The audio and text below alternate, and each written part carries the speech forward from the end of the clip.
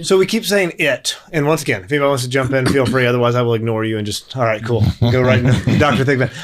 What is it like? What do we actually know about ETI? Or, I mean, are we even comfortable calling it ETI? What if it lives at the bottom of the ocean? What if it's like, I guess I would say non-human intelligence? Right. What do we actually know, or at least feel pretty comfortable with saying? Yeah. Okay, for Catholics, most Christians.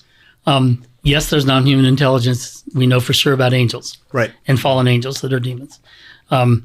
Interesting thing is that, now this doesn't prove it to be true, but at least it lets you know that you can be a serious Catholic and still think there's a possibility. We have, documentary evidence that St. Jerome, he mentions it in his life of St. Paul of the Desert, that he believed that satyrs and centaurs were real, the Greek, what we consider mythological creatures. Right. St. Augustine and City of God also suggests that he believes that satyrs are real.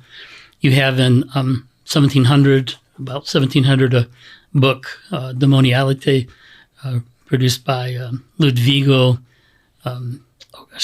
Sinistrari, and he refers to St. Augustine in this and talks about how he was a great exorcist, and in exorcisms, they know the demons, and the demons, know them and respond to the sacramentals, the rites of the church.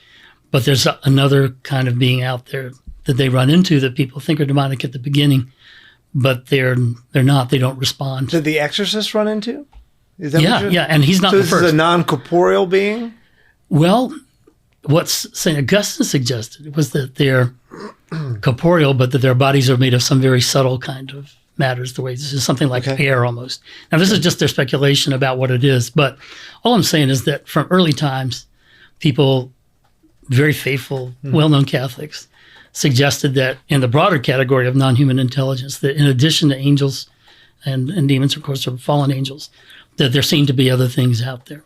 And they couldn't quite describe them, but they seem to fall into the same category as for instance, the notion of a poltergeist, which Hollywood has made us think is something evil, but the actual category of poltergeist is something very different. It does not respond, again, same way to the sacraments and the rites of the church and the relics, the way demons have to, basically.